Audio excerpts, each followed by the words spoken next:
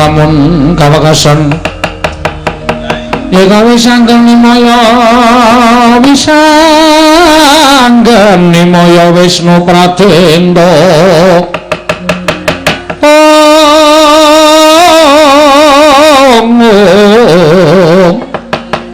wisanggeng nimaya Wisnu Pradenda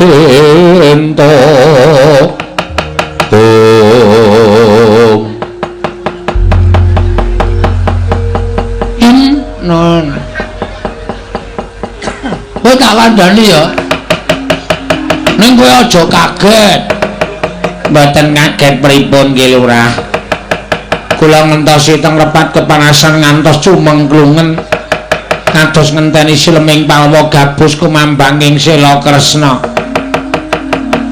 pripun lek sampeyan ajeng nanjeke kalih Hyang Bathara Guru babagan tiyang sepuh sampeyan ternyata Bathara dewa-dewa iki goblok kabeh ya.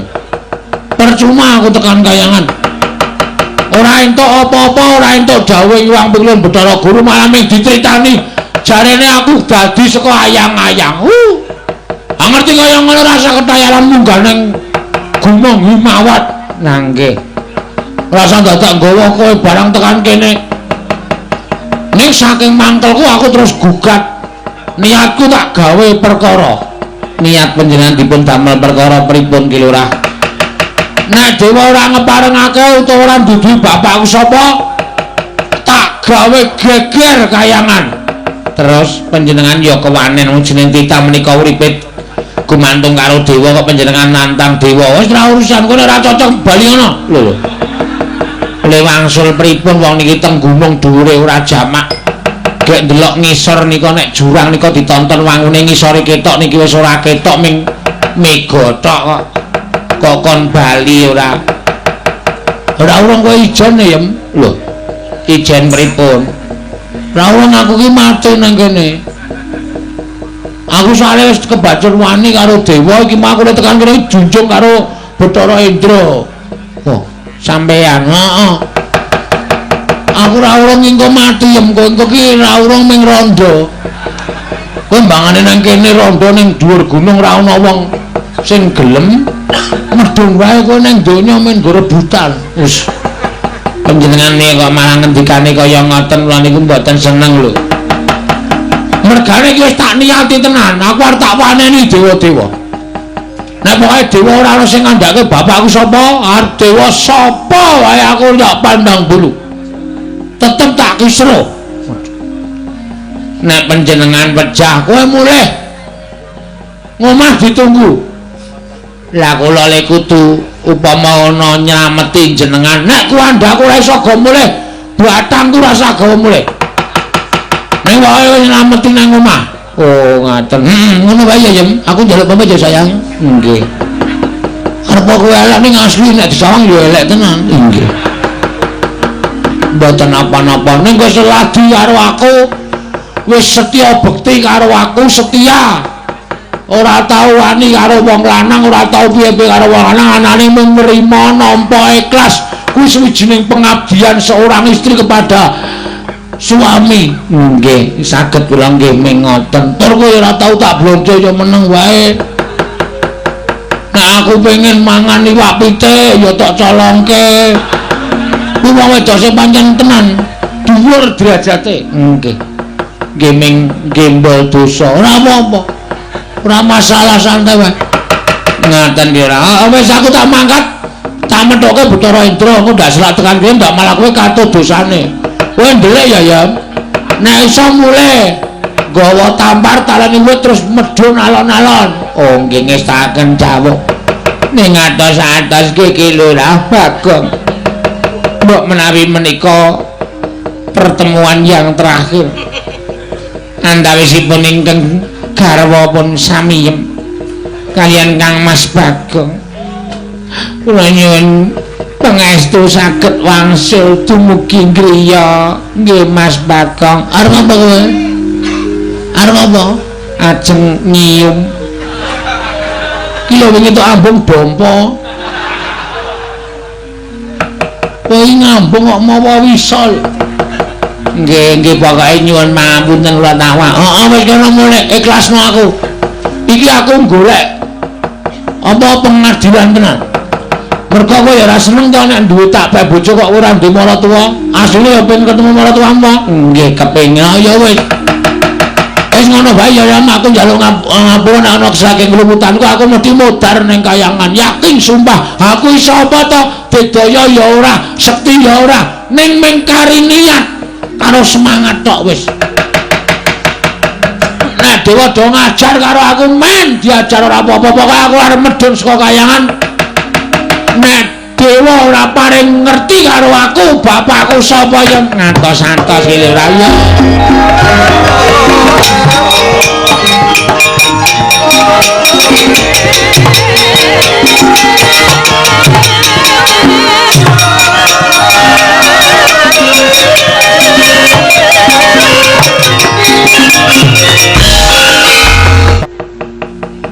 Isin meso ora gelem bali saka kepanasan kowe Bagong. Bali nek wis ngerti babeku sapa? Lho. Pokoke aku nek ngerti bapakku sapa taun ana Windarana aku arep mulih saka kayangan Bathara Indra.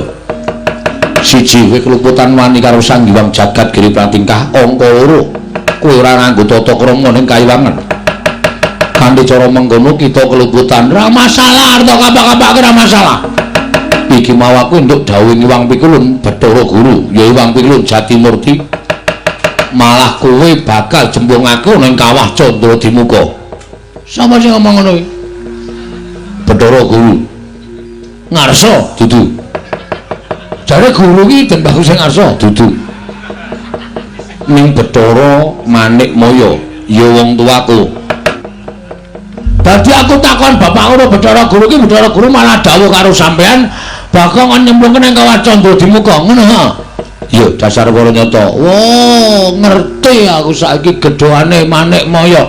Lho, malah jangkar. Ora masalah jangkar ya men. Wong tata lair aku anake Semar. Semar iki sapa? Semar iki kakane Bathara Guru. Dadi aku ngelokke Bathara Guru nganang ora nggo Bathara iki ora masalah. Manikmaya Jatimurti Jagat Giri Pratingkah. Ora apa-apa, ora ana sing malati. Terus ngopo? Saiki ngene, Ndra. Lho. Saya jangkar ya semen saya jangkar yo men. Oh yang ngarake ati kok omong aku. Sing ngatasi aku iki mung kawula, pengen ngerti wong tuaku kok ora do dikandhani mung jare asale saka ayang-ayang apa? Ora ana menungso kok saka ayang-ayang. Model ngendi kuwi? Padahal aku wong goblok gampang diapusi. Terus karemu piye? Manut. Cah kendel ditantang. Manut tau. Arep piye model piye? Jotosan oke, ora masalah. Aku ning donya iki pasar tak usahase. Aja kok kadewatan. Ora minggat. Aku tegel karo kowe Bagong. Oke, kula ya tegel karo sampean. Wis ora ana tabete anak Bathara Guru karo anake Ismaya. Anane Mengendra karo Bagong. Neng kene marganing patimu. Neng kene uga kowe bakal ora dadi dewa. Modar siku tangane Bagong.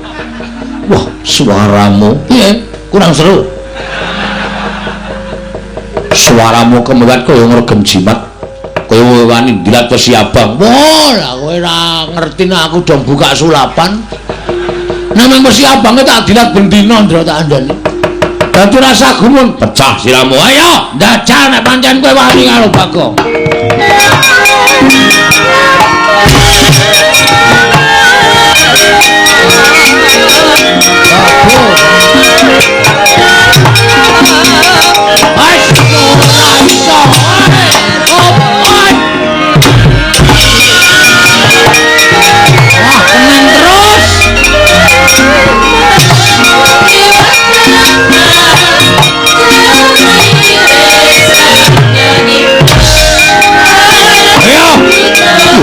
Ora apa-apa.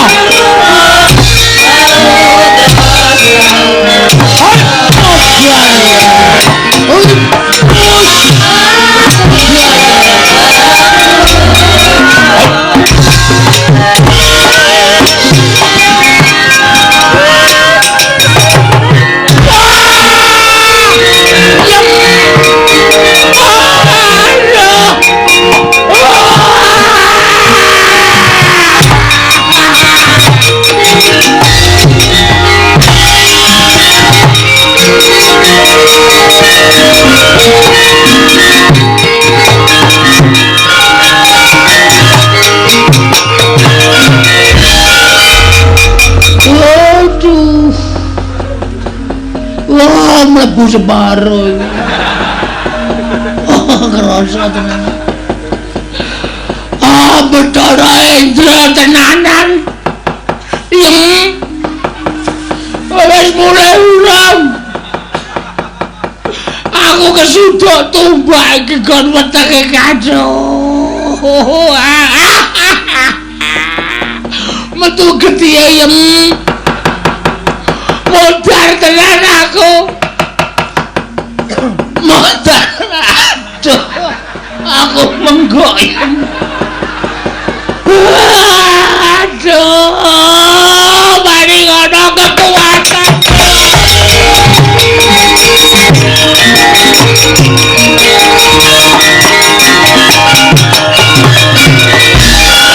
Ucapan itu nalika semantep kenging pusakanipun Sang Hyang Bathara Indra Kila Bagong datan saged nglawat nandhang kacintrangkan namung bengok-bengok Kila Bagong mulat nenggih Sang Hyang Bathara menang silahing Mastu Nama Sidam sekaring bawana langgeng Manik Maya teka tegel timen sira dawuh kawan para dewa Mulasara kelawan Bagong sepira ta kekuwataning Bagong ing ngatasi wong ning kawula cilik ing duweni watak srogal sarwa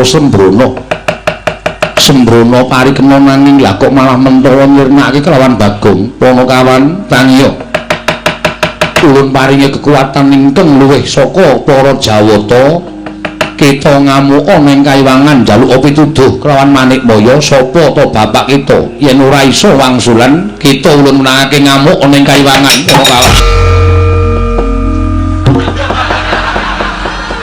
sapa ya iki mau nguncalke bambu runcing ki mau ngancep nang dodo anggepe Bagong wong loro saudan telu saurupan apa Bathara Indra ora pangling mentala karo aku tak kira kowe karo aku iki jek sedulur lho Ndra kowe anake Bathara Guru aku anake Ismaya tuwa aku mbangane kowe kudune nyeluk aku iki kakang badhe madrin aku dadi kowe malah wani nguncalke tumbak nang wetengku temancep untung aku kuat untung aku digdaya Bathara Indra lara nyaur lara utang pati nyaur pati Bagong kok mripate mendonong nesu kowe iki tak anggap adiku lho Ndra lho adi saka ngendi lho ana sapa Bathara Guru adine Semar berarti kowe iki isih adiku dhewe sepupu hah sepupu persakempar kowe iki omong apa kowe nguncalke tumbak to ha to kena wetengku kowe mau mati sing ngomong sapa aku mung entok-entok ben kowe puas ning asline ra apa-apa ndi delok tatune ngono apa tatune ngono apa gelon tatune ngono apa delon kok ora ono tatune lho edan ora ono lho edan Bagong iki gawa ula udu ula iki kadal jengkulmu kowe mentala karo Bagong padha karo kowe wis mentala karo pati urip gunggung apa aku ngeman karo siapa bro ngopo ora dendani pengrawite bingung muni ning kok endi ngene iki dis ngono iki nyang nek kowe ndok terus piye ming muni siji ta mau klotik ngono ta wah ngrusak rombongan kowe ndok mengke tak kompak lha wong isih ndok ora ento-ento ae trewet kowe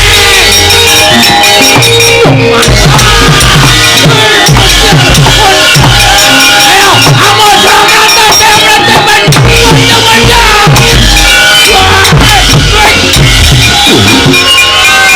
yen gleleng kok edan Bagong iki sapa iki iki Aldendra iki dulu Bathara Brahma Dewaning Geni wah nyilireke Dewaning Geni kok nyilih rek ora aku mau ora gorek animatra kok kebingungan kene yo wis wah edan tangane iso mulup Dewaning Geni apa-apa iso murup kowe kok ngamuk Bagong wis ora urusan ngajar karo Kakang Bathara. Ah, Indra sing marahi karo aku. Aku mung takon bapakku kok dhewe diperintahi kon mateni Bagong. Apa aku salah? Apa aku kleru? Kleru mergo kowe ngamuk ning kayangan. Apa kayangan ki terus entuk diamuk, ha? Nek dewane do salah. Ora pantes dadi dewa. Ngapa do dadi dewa? Kowe bali ya Bagong mumpung aku durung nesu. Lho, aku wis nesu ket mau e. Kok kowe durung iki piye? Mumpung aku durung nesu yen kowe aku nesu tak mujo geni. Tak obong awakmu. Weh, arep ngetes kowe. Silakan. Silakan, yo. Ora apa-apa, aku mati ora masalah. Aku modal ora masalah. Nek genimu ora temomo ning awake Bagong, aja takon dosa lho, aja dianggep aku ngasorke derajate Bathara Indra.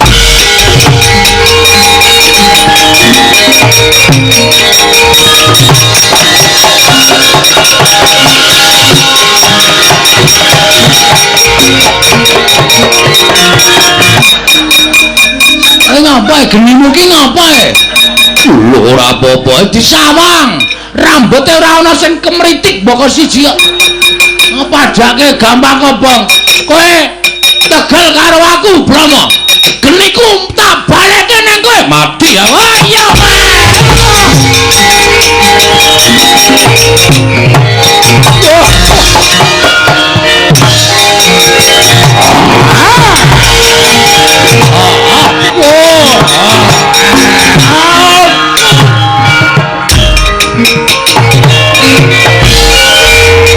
Aku Adidaya mungsuh dewaning pepati modar jabut nyawamu. Ayo ora bakal iso nglawan. Tak aturke Wang Pukulun Bathara Guru cemplungke kawah. Oh ora dalah.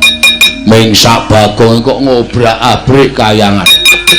Gek duwe kekuatan apa ing atase ming sak Bagong kok ngobrak-obrak. Weh.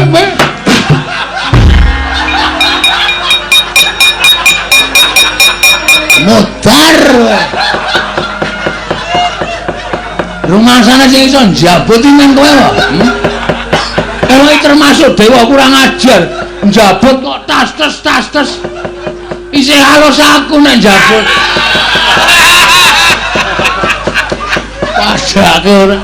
Njabut kok dul ngono ya. Sing kelangan nyawa kaget.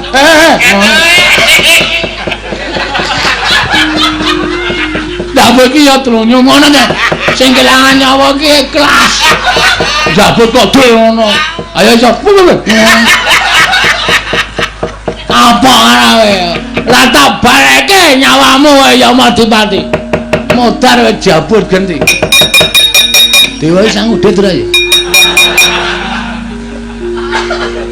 Alah tisu basah menan. Oh, paling minggu raup paling. Dewa gawane ming tisu basah.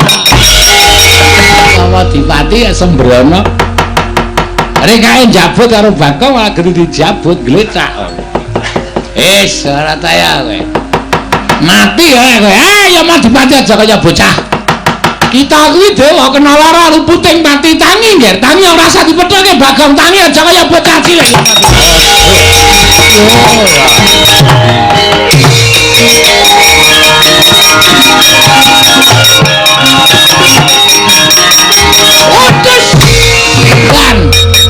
Wah, kaget aku ketemu karo Bagong mripate mendonong.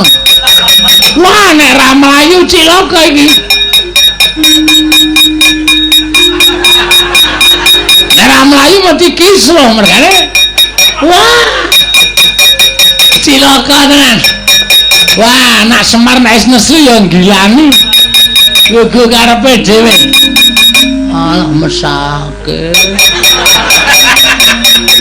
Dewa cawete suwek.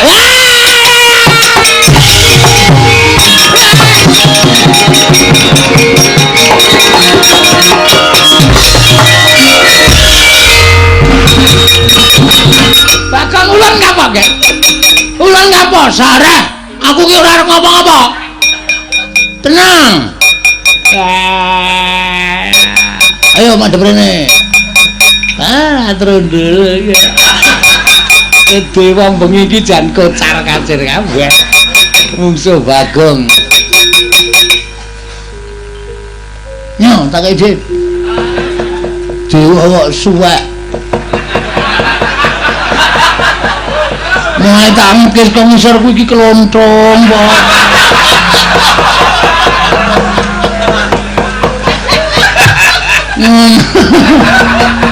Wah, pancen kuwi karepe dhewe. Bagong edan rene, dewa kok dinjen lho. Dinjen aku ya iso mabur padake. Loh, kita iso ngembantir karo kula ya ora ngerti kok iso klepat bisa nututi banter banget. Kok niku teng awang-awang iki gumun lho. Aku kok iso mabur ya? Lho lah. Saka dayane apa? Aku ya ora ngerti, Tro. Nerang-nerang jengkulmu kowe. Wah, lah elok tenan ya, mboten elok niki pancen estu niki. Pripun? Wah, ulun ya ora ngerti sejatine ngene ya tak kandhani kuwi iki bener. Bener. Yen kita kuwi dumadi saka ayang-ayangane Semar Badranaya. Aku mau jawaban kuwi aku enggak mau. Aku enggak mau jawaban kayak gitu. Mau. Lah terus iki kita butuh wangsulan sing kepiye? Cecok. Bapakku sapa? Adipati sapa? Nek Ratu Sinuwun sapa? Nek Pendhita Penemban sapa? Ngono ora mung saka ayang-ayang. Enggak, aku enggak mau. Ning nyatane ngono, aku ora percaya. Aja gawe mangkel kuwi lho. Hah? Anjabut nyawane kaya Yama dipake. Kose. Aja. Jabut nyawamu modar. Mati ak tale ak glundungke. Wah, jan bocah iki. Lha aja ngluputi karo panjenengan ulun, aja ngluputi panjenengan ulun. Ulun ki mung kami tuwaning kayangan. Ulun ki mung kami tuwaning kayangan sing ngerti sejatine ya Hyang Pilun Bathara Guru. Guru kon tindak rene. Lho, kita iki titah kowe iki sing rono, ora sudi kesel. Guru kon rene. Guru ora kowe ora iso ngrawuhke guru tekan kene. Jabut Iya waedan. Waduh. Wah lagi dadian apa ya kayangan kok dosase bang kowe menyang. Iki wis menyang engko bagsine tak ganti. Menyang gawe. Iya ya tak ngangkat. Tak hitungi 3 kejepeng netra Bathara Guru tekane. Tak goleki rada copot sepatune nak tutuki sinamu kowe. Waduh, sepatu dewa karo ngono dhewe sirahe dewa iki piye kuwi. Wis gawe menyang. Iya tak utake. Bagong.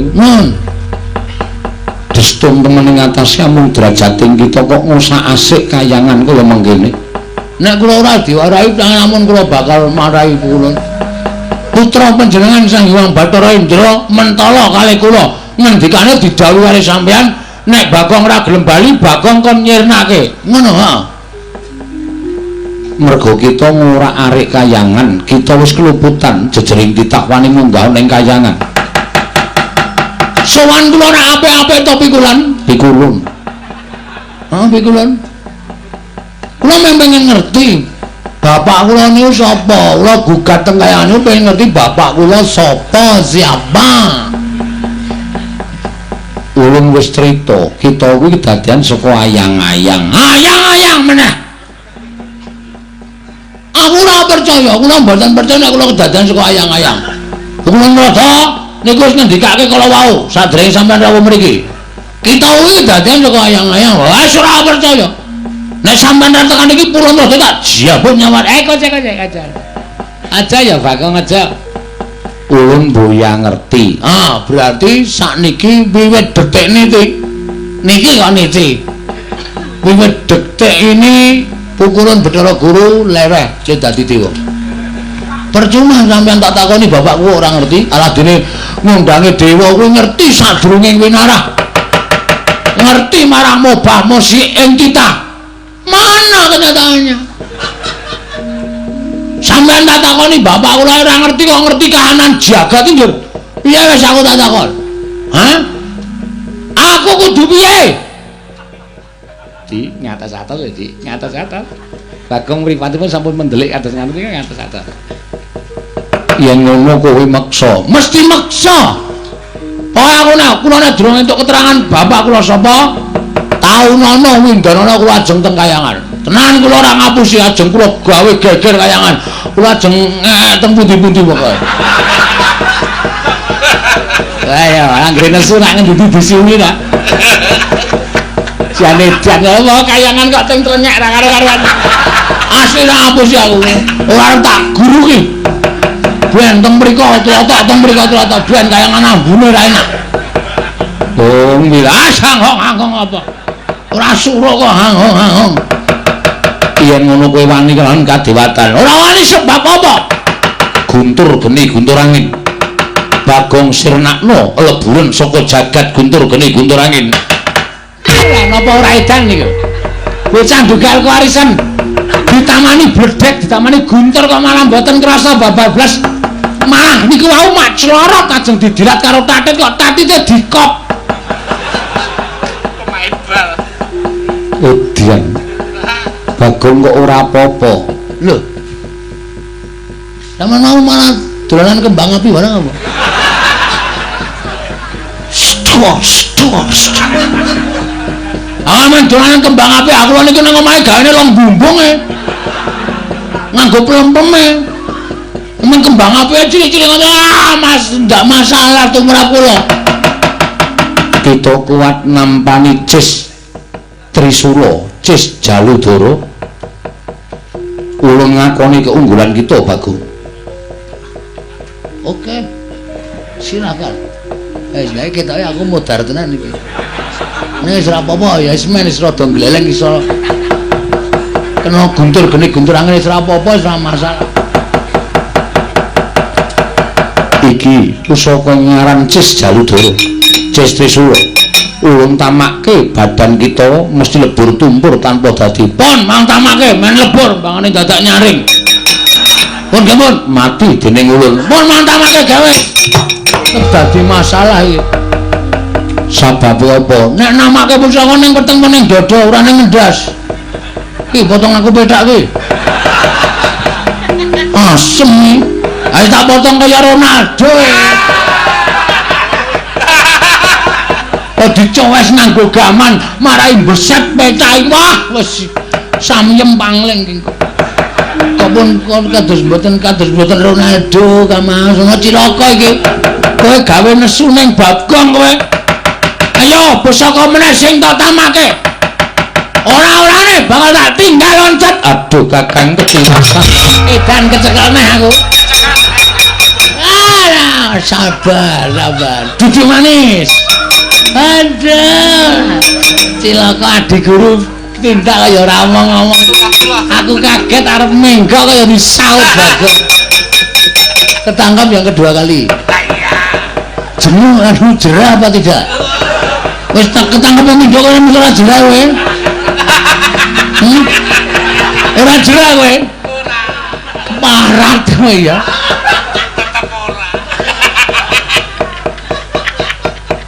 Wis ketangkap dua kali mekar bertindak yang tidak senang. Kesek takut ada gawe dredeg aku kira melu-melu. Sing nibake guntur geni guntur angin mau adik guru, sing nibake Cis Jaludara mau ya adik guru. Aku ngerti tak, kita ngerti tak ulun ning teko nang mburi. Ora menak apa-apa ketok sikep ki. Iki terus aku kudu piye pukul Antarada? Aku harus bagaimana? Kita arep takon bapak kita marang sapa meneh wong Bathara Guru ya ora ngerti. Kudune guru ngerti. Guru iki sing gawe rapot kok ora ngerti. Ulun iki jane seneng ngomong karo kita. Ning kita ki nek jak omonganmu di blender dono, blender dene. Ora dicekel liya. Ah mesti blender sama blender dene. Nek dicekel ora bakal blender. Ngono kuwi. Ngono gemantung karo dijak omong. Ulun nyekel apa ora? Aduh piye? Hah?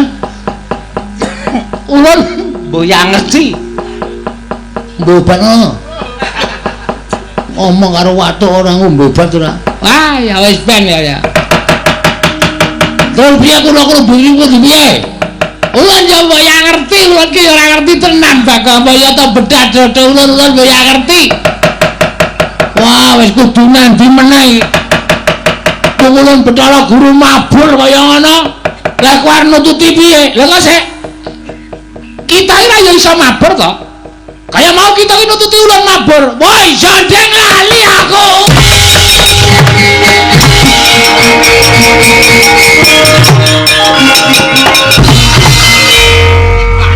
Bangkean nggo pancatan. Trembelane tenan. Dumen rada ki rada wungkuk terus bangkeane nggo pancatan. Wah, bocah kok kaya ngono. Kakek semua kaya ora ngilik-ilik. Wah. Aku wis monggo dipun sekecaken nyuwun pamun lho di ngatos-atos di. Kedah prayitna ing pangandikan. Menawi boten prayitna mangke Bagong malah saya ngombro-ombro pangarep.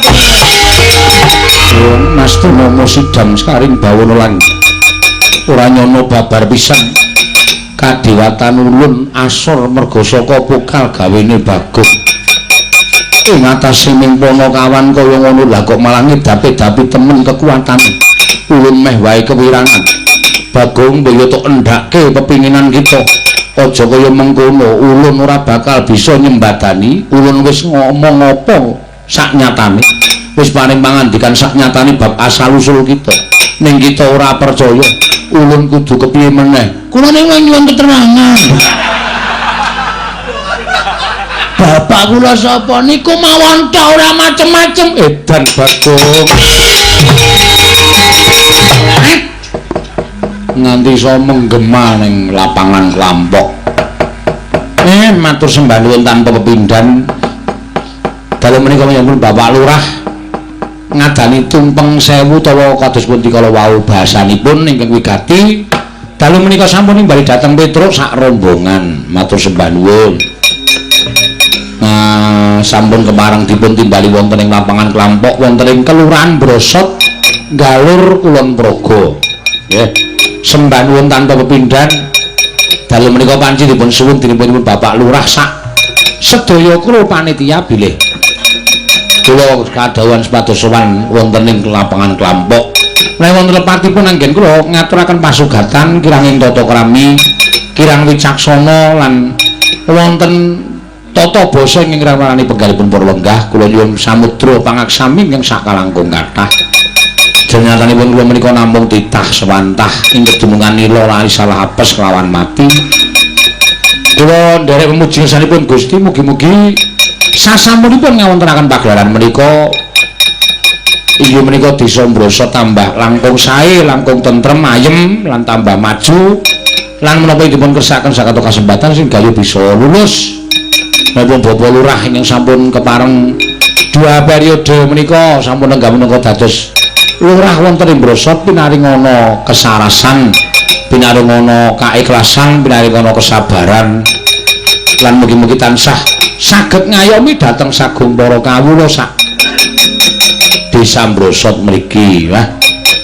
Menika kemawon saged kula aturaken jan matur sembah nuwun tanpa pindhan.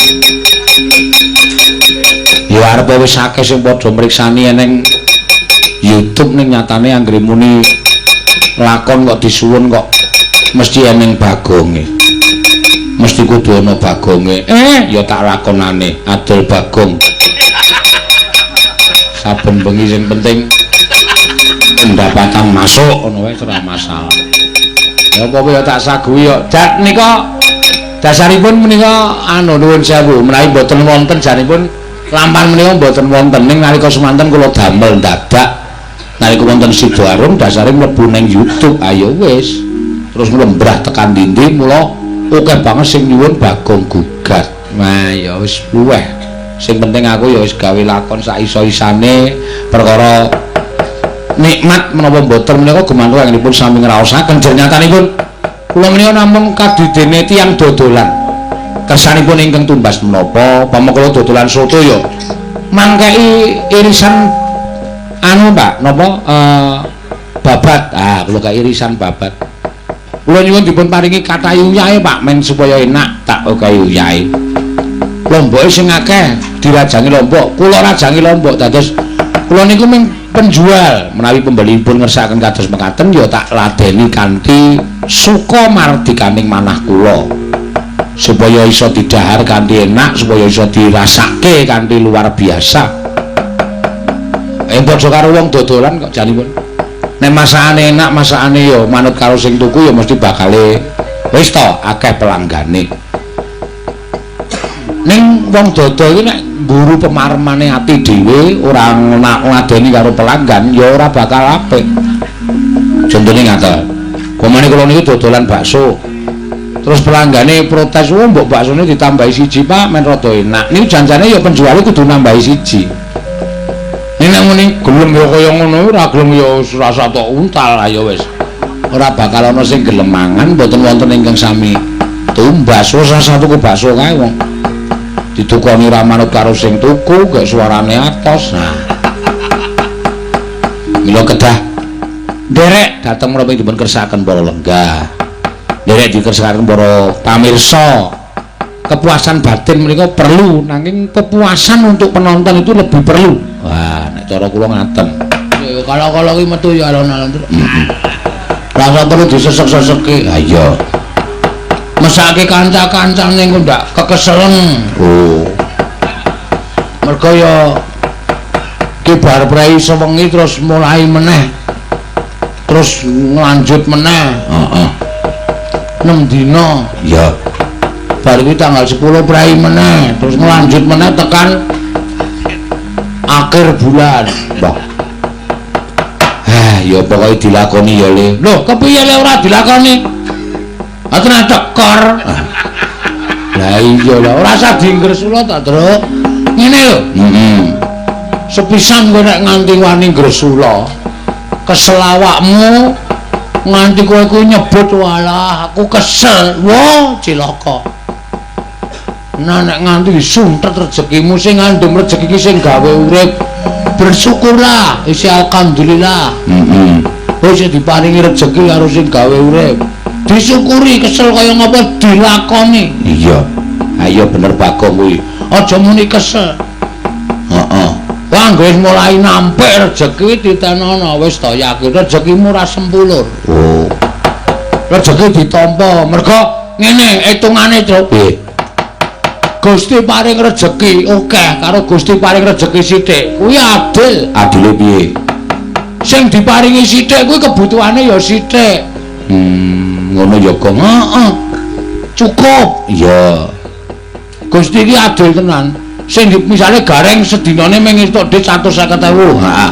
Ha kuwi ya mergane Gusti wis ngerti nek kebutuhanmu mung cukup semono kuwi. Ora duwe kecukupan liyane. Oh. Tur lentek suwe. Sing diparingi akeh biyo-biyo lentek ya gelis. Ngono ya, Gong. Lentek ya gelis. Engko Gusti paring meneh. Entek meneh wis lumaku minangka dadi kehidupan. Wah. Ya bener.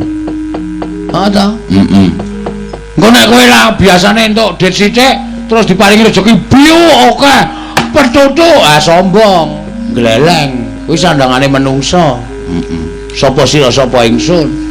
Ngendi-endi nek takoni ya cah cukup kok. Ah ngono kuwi. Kuwi ora apik kaya ngono. Mula Gusti iki ya wis adil tenan. Iya. Oh, gareng iki nek takne ya akeh mesti mung arep gleleng. Wis kanca-kancane dianggep sak ngisore. Mula ya wis sak cukupe. Oh. Lho nek Bagong nek dhewe akeh wonge ora gleleng. Mula ya diparingi akeh terus aku. Mergo aku ora tau gleleng. Malah justru aku iki bedono karo kowe karo Petruk kuwi. Oh. Kowe butuh apa? Butuh motor? Nyelengi. Ah iya. Lho, ajare bedono. Nek motor ya kokean truk. Oh iya. Jejaluk kok kokean ora. Heeh. Ki suwaneng lapangan Kelampok. Heeh. Ngerti nggone Gong iki daerah ngendi? Aku tetangi wae nang parkiran. Wis turu aku saka omahmu gak mobil wis turu wis ora sadar. Sopirku sapa wae aku ora dong. Oh. Ayo wis tekan kene ya, tekan kene ning nggon parkiran diatur karo tukang parkir mau wis tekan to aku.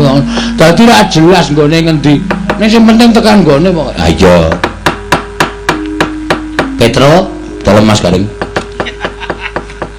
Iki ana pamundutan saka sore mau saking Mas Susilo Jatmika. Oh, nyuwun apa? Sing mau sore wis diaturake bersih desa. Lah iki sing angka 2 uler kambang. Gendeng menika katur dhateng perangkat desa Mbrosot, warga masyarakat dusun 4 Klampok Galur. Mugi sedaya pinaringan kesehatan bakas waras lahir batin segala mitrang barokah. Oh iya, diaturake ya reng. Engko ndak gelo penggalihe. Yo. Sore mau guayange ra jamak-jamak kok dibantu karo Den Baguse karo Seono. Heeh. Ah saiki kanggo sing mat-matang. Ya men pilah. Mergo wayang ki ya tontonane Piai Sepuh ya tontonane Piai Nom. Jare wayang ki tontonane wong tuwa tok. Salah. Saiki wayang tontonane cah nom-nom. Oh, wong ngerti PWKS ki isine nom kabeh. Nganti untune wong tukul barang. Alias peot-peot. Ah iya. Ya bener ya, Gong. Ah iya. Ki bengi iki di streaming karo 2 channel, Truk. Ya. Channel Dalang Sino karo channel PWKS Live. Wo. Limbukan mau mencapai 15.000 piai sing nonton seluruh dunia. Welok. PWKS Live 4.000, terus Dalang Sino 11.000. Weh. Ngono ya, Gong. Oh iya. Kalau kanca-kanca nek di streaming sing semangat soalnya hari tuamu ini tergantung karo channel kuwi mau. Ngono ya. Iya. Iya diaturake. Ya kuwi uler kambang. Ya. Sing keparing karo sapa, Reng? Nyuwun suarane Ibu Ayu Purwalestari. Ya. Dialah mawawantangi turu kok saiki rasane kaya watukku kok ngikil ya. Aku ora tau ngerti, ora tau njaluk tombo aku. Watuki mayar-mayare tombo. Apa? Jeruk pecel diris kayuyah sithik karo kecap sithik. Nek doyan kecut langsung pangan di banyune dombe jeruk pecel sak sendok. Kuwi mari to. Nek bumet Gong, jeruk pecel kae mrica sithik. Oh. Diperes banyune terus jeruke kuwi dikopke nang bathuk. Mari. Ngono ya. Oh jeruk kuwi anune apa dayane luar biasa. Nek awak pegel jeruk pecel diiris tipis, heeh, goleki kulite sing kandel karo golek minyak kayu putih. Jeruk pecel gerokan. Oh. Iso mari ya iso kuwi dayane ampuh. Nek weteng loro jeruk pecel diiris isine jeruk pecel dimaem. Kuwi iso ilangi weteng loro. Edan wae banget khasiate. Ming sak jeruk pecel to. Kuwi khasiate luar biasa. Nek mencret. Jeruk pecel diiris lonjong terus sepe kene. Yen jijiki ta ora. Kuwi mampet. Mergane kecut. Ah iya. Kowe ngerti ta bekicot enak dikeceri jeruk pecel mesti mengkeret. Kuwi dikeceri jeruk pecel mesti mengkeret. Yo. Nena. Agak bayi ora. Ra udut ki ora perkara watu ora perkara udut kok. Nah iya nek kandhani sakarepmu. Ayo sakarepku ta. Nena.